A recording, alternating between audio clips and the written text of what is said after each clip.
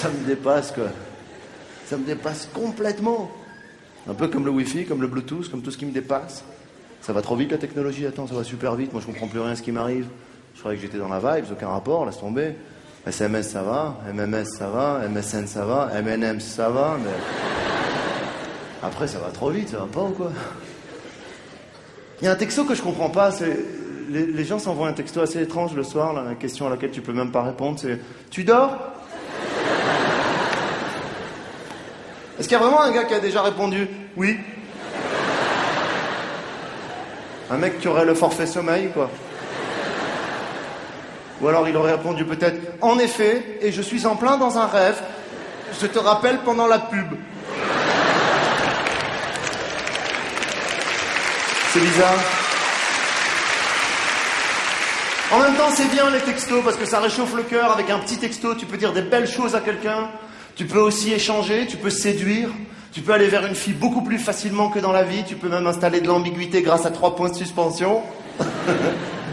Hein? Ouais, attends, l'équivalent de 3 points de suspension, c'est genre... Veux-tu boire un verre avec moi? 3 points de suspension. C'est comme si tu disais, on sait jamais qu'est-ce qui va se passer. Tu vois, il y a un truc comme ça un peu... Tu pourrais pas dans la vie parler comme tu parles par texto, c'est impossible. Tu imagines, tu vas vers une nana, tu lui dis, tu veux boire un verre avec moi? Si on parlait dans la vie comme on parle par texto, comment on ferait les smileys? T'imagines la nana, elle te dit, ok, je veux bien aller boire un verre avec moi, tu lui fais quoi?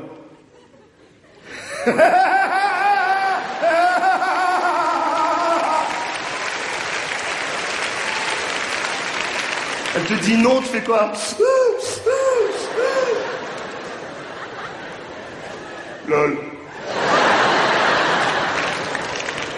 MDR. PTDR, ex-PTDR. Tu peux pas parler dans la vie comme tu parles par texto. Tu peux pas parler dans la vie comme tu parles par MSN ou par Facebook, tu imagines? Si tu parlais dans la vie comme sur Facebook, tu rentres dans un resto, tu vas direct vers un mec, tu lui dis « Tu veux être mon ami ?» Il te dit « Non, je t'ignore. » Ok. Tu vas vers une jolie fille, tu dis « Ajoute-moi. » Tu peux pas, c'est impossible. Et ça va trop vite. Ça va tellement vite que l'autre jour, sur mon répondeur de mon portable, la nana qui fait le répondeur, elle m'a dit un truc hallucinant. Elle m'a dit, vous avez reçu un appel d'un numéro inconnu qui n'a pas laissé de message. Analyse cette phrase, ça c'est de l'info, sérieux. La nana, elle t'explique qu'il y a un mec, on ne sait pas qui c'est, il a appelé, il a rien dit. Ah là là. C'est fou.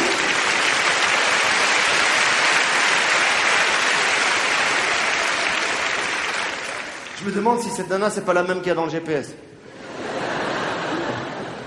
En même temps, je pense pas. Parce que celle du GPS... Les mecs, je sais pas si vous avez remarqué ça, mais la meuf du GPS, elle a une particularité, c'est que quand elle te parle, elle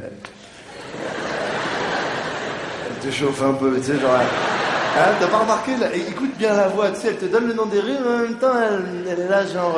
tournez à gauche, genre... l'air de rien, mais moi je sais, je sens, je suis pas con, tu vois, je remarque comment elle me chauffe et tout. Dans 200 mètres, hein, on va voir qu'est-ce qui va se passer dans 200 mètres. Elle est dans un autre délire, toi tu galères dans les embouteillages, tu cherches des rues, et l'autre c'est carrément « Faites un demi-tour !» Si t'es seul, ça va, mais quand t'es accompagné, c'est gênant, tu sais, moi je baisse le son. L'autre jour, mon père, il était dans la voiture, il a entendu, il m'a dit « C'est qui celle-là ?» Et puis en voyant que je faisais tout ce qu'elle me disait, à un moment donné, il m'a dit « Impose-toi un peu, arrête de l'écouter !» Et je lui ai dit que j'avais besoin d'elle pour me guider. Je lui ai même dit qu'on avait tous besoin d'une femme pour nous guider.